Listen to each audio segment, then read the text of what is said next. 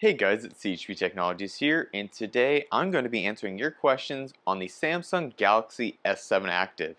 So let's get right into it. So like I said, today I'm going to be answering your questions on the Samsung Galaxy S7 Active. Now we got about 8 questions, so let's go ahead and get started. So the first one comes from Luis, and he asks about RAM management.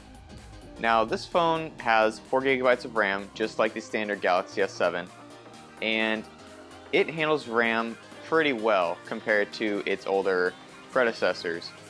It can hold about 6 or so apps in the background that will constantly be in the background before it launches a new one and causes it to restart the last app, and then the more you open, the more apps will be restarted, so on and so forth. But pretty much this phone has a pretty good handle on its RAM management. Now Turbo is coming in clutch here because he asks a bunch of questions whenever I do these videos. So Turbo, seriously, thank you. You help make these videos a lot, actually. So the first one he wanted to know is how's the battery life, and Hung also wanted to know how the battery life was. So I managed to not take screenshots of my battery during my testing of this device. However, this phone has a 4,000 milliamp hour battery compared to the 3,000 in the standard S7 and the 3,600 in the S7 Edge. Now, the battery life has been pretty good for me. I'm going to be doing a Geekbench test for screen on time after I'm done recording this video, so I can throw it in right over here, right there,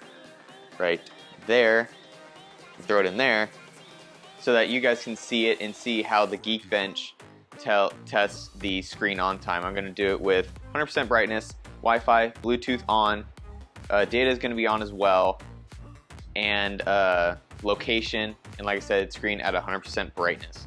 So we'll see how long it takes with all that going for the phone to die. And again, I'll have that over there. So he also wanted a drop test, and Yash also wanted a drop test. Now Yash obviously understood that it's a review unit, so I have to be careful, but I have my OnePlus 3 set up down here. So let me go ahead and hit record. Have the slow-mo camera ready. I had it ready, and slow-mo.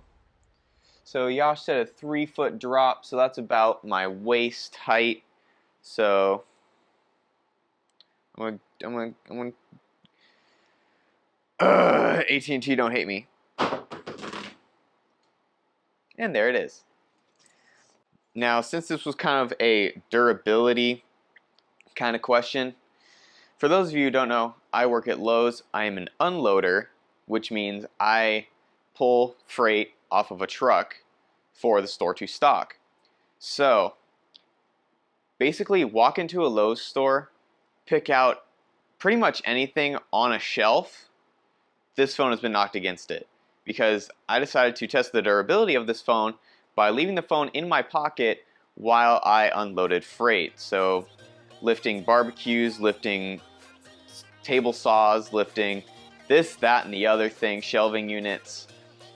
This phone has been knocked up against a lot. So if you want to know about durability, this is a very durable phone. Now Turbo also wanted to know, he said it seems to have a plastic layer on the screen for it to be shatterproof, but it scratches really easily, right? Well, actually, I haven't noticed a single scratch on this guy since I've gotten it.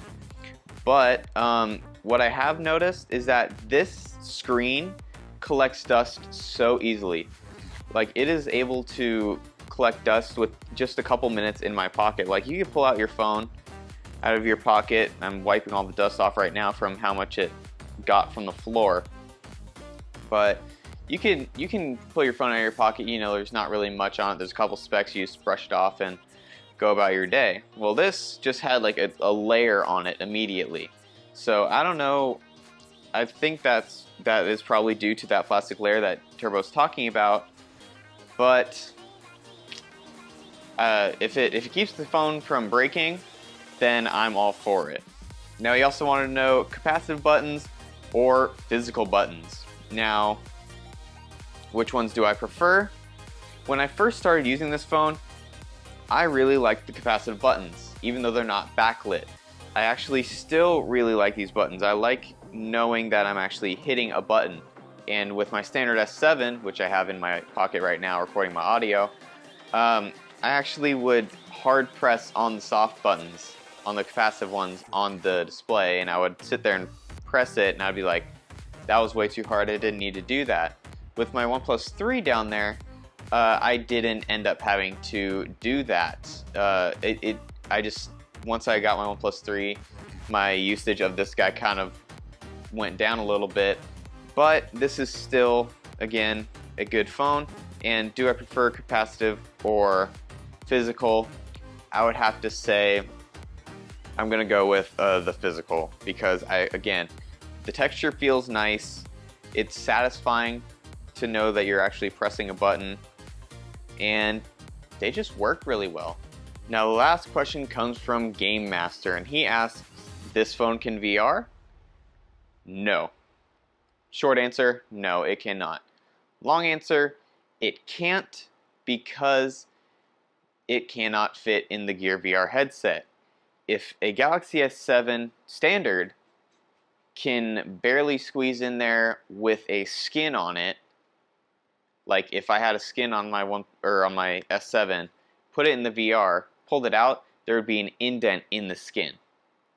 So if a standard S7 with a skin can barely fit in there, then this chunky guy sure as hell ain't gonna fit in the Gear VR. Maybe they'll make a Gear VR headset for the S7 Active, I don't know. But until then, this guy cannot VR. So thank you all for watching. I hope you enjoyed. If you did, be sure to leave a like, as it does help out the channel a lot, and subscribe for more videos coming like this in the future. You guys seem to kind of debatably like the idea of a Q&A style review. I like it because it makes it easier on me, and also you guys get to know what you want to know. So if there were any things that I left out that you still want to know about the Active, leave a comment down below and I will get to your comment as soon as I can. But again, thank you all for watching. Thank you to AT&T for sponsoring, well, not sponsoring, but sending me the Active for review. I really do appreciate it. It has been a great phone. The only complaint is I wish it was available for more carriers, but you can buy it outright and unlock it. But again, it's an AT&T exclusive, and there's nothing wrong with that. So again, thank you all for watching, and have a great day, everyone.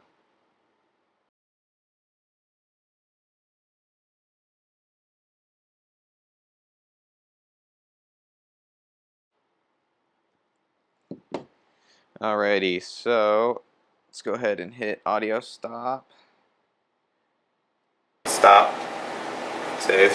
And video stop.